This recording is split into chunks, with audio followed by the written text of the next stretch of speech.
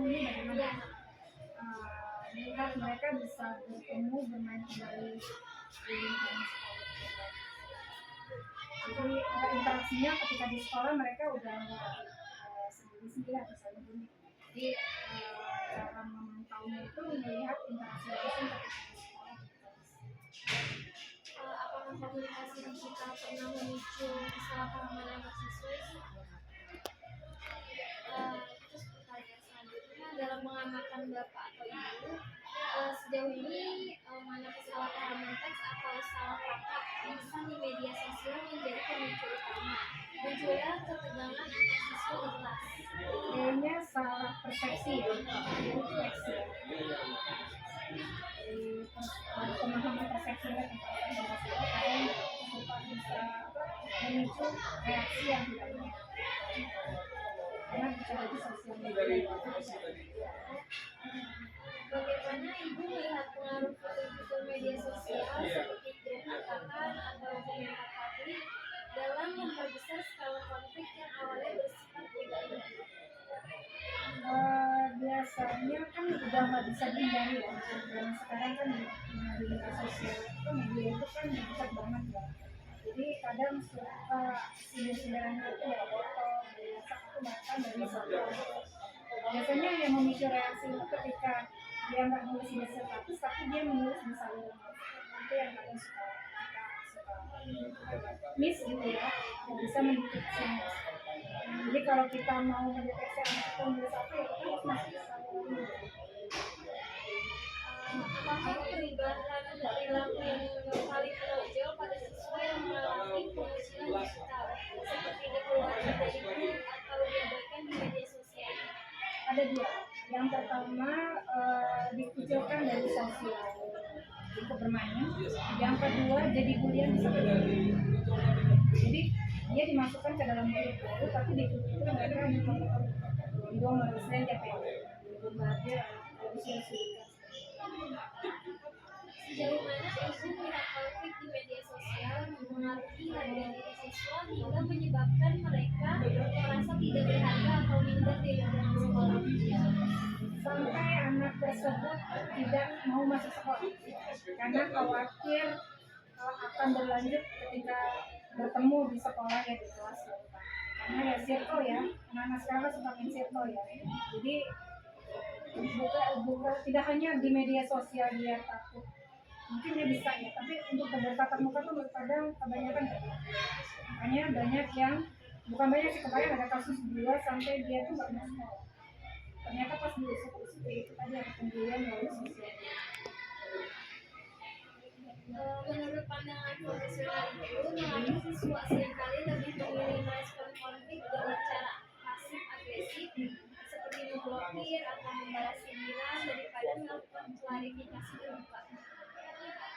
Mereka lebih senang konflik kayaknya ya. Lebih senang konflik kayaknya. Kalau sebenarnya mereka itu tipe orang yang nggak berani ngomong langsung juga, makanya lebih gampang dan enak berbicaranya melalui media sosial. Tapi ketika bertemu langsung, bertatap muka langsung, mereka lebih cenderung mencari orang-orang yang memang sama gitu ya untuk membuli orang tersebut. Jadi saya rasa memang baiknya diomongin langsung ya seperti itu. Cuman karena tidak punya kemampuan untuk mengklarifikasi, jadinya miskomunikasi. Kebanyakan seperti itu. Bagaimana pengaruh teman sebaya lainnya di media sosial dalam menghambat keinginan siswa untuk melakukan rekonsiliasi atau perdamaian? Jadi ada beberapa anak yang punya hati nurani mungkin ya. Kasihan nih anak tersebut dibully abis-abisan gitu. Jadi mereka yang mampu untuk diselesaikan konfliknya. Kalau sudah istilahnya membuat ketidaknyamanan. Jadi ada anak-anak yang memang lapor sendiri. Saya tuh ini gimana di media sosial aku isinya. Itu di chatnya dikasih tahu. Oke, jadi saya bilang ternyata ya memang kesalahpahaman. Jadi ada anak yang memang tidak terima tentang gaya remaja tersebut dengan orang lain di luar. Jadi memang miskomunikasi ya. Jadi dia memang tidak berani mengungkapkan sebenarnya. Jadi saling memvalidasi lah. Pengakuan nih gue terkenal nih di luar sana punya teman yang lain dari luar dari sekolah ini, tapi jadi bumerang buat dia. Rakyat ya. Terus sejauh mana ibu mengamati penurunan konsentrasi belajar atau ketidakstabilan emosi harian pada siswa yang sedang bergerak dalam melawan berbagai jenis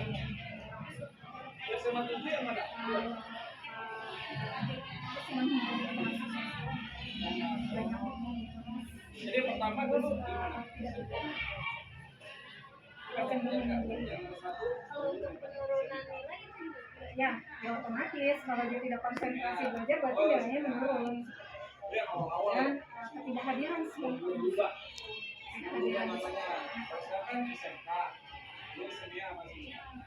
untuk pendekatan empati seperti apa yang bapak atau ibu lakukan saat membantu siswa untuk memproses rasa sakit hati atau kekecewaan mereka ketika konflik sosial. Jadi yang pertama saya lakukan itu konfisip ya. Memang ya terkait tersebut panggilan kekhawatirannya apa sih namanya terus melatih mentalnya untuk bisa supaya aku memotivasi dirinya supaya dimotivasi anak agar kepercayaan dirinya semangat belajarnya tinggi Yang kedua dan kali berani bersikap karena terutama ya nggak berani ngomong gitu sekarang sama. karena takut kan salah power kamu tidak jadi mengembalikan kepercayaan dirinya belajar tentang resiliensi juga gitu kan bangkit dari kekurangan supaya hal ini jangan sampai Oh, dia tidak ya. Jadi ini sih ya. Menggali apa yang dihadapi di sekolah saat ini dalam mendorong perkembangan siswa agar tidak mudah terpuruk saya itu yang paling gampang untuk ini adalah bicara bisa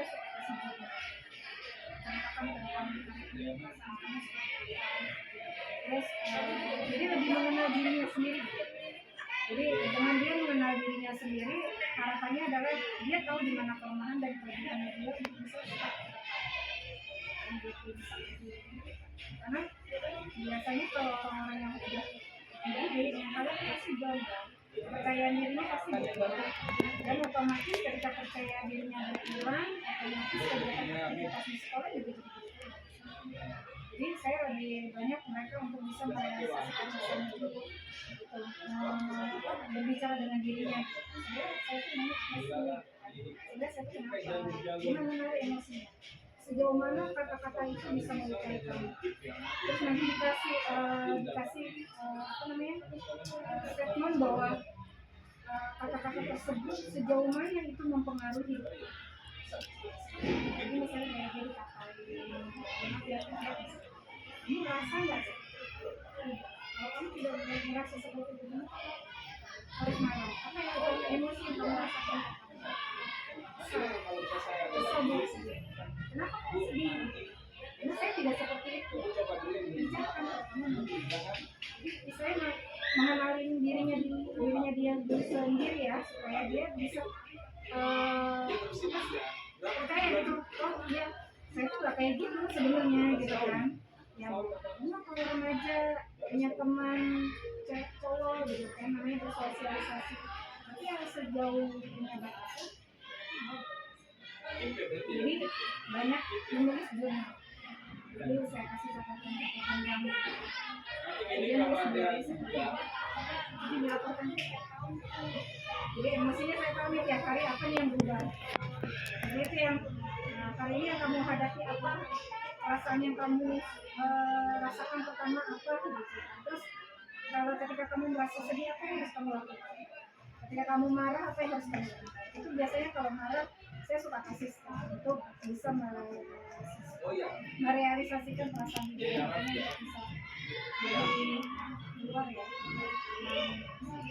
Latihan Alhasilnya di misalnya dia kayak gini ya, dia nggak emosi terus ketika dia marah terus dia bisa. Jadi pakai teknik nafas itu bisa membantu dia untuk bisa apa namanya mencerna informasi yang dia dapat ketika dapat hal seperti itu. Kan ini nggak penting ya. Harusnya aku ini kayak gini. Itu biasanya udah dia kembali ke titik dia sadar gitu. Oh iya, maka ya dia dengan latihan seperti itu. Itu aja sih Bu, cukup pertanyaan dari saya atas wawancara ini. Terima kasih kurang lebihnya. Saya sangat Terima kasih kakak. Mohon maaf kalau misalnya cara penyampaian saya agak sedikit ribet ya. iya, nggak apa-apa Ibu. Terima kasih banget. Oke. Udah? Nah,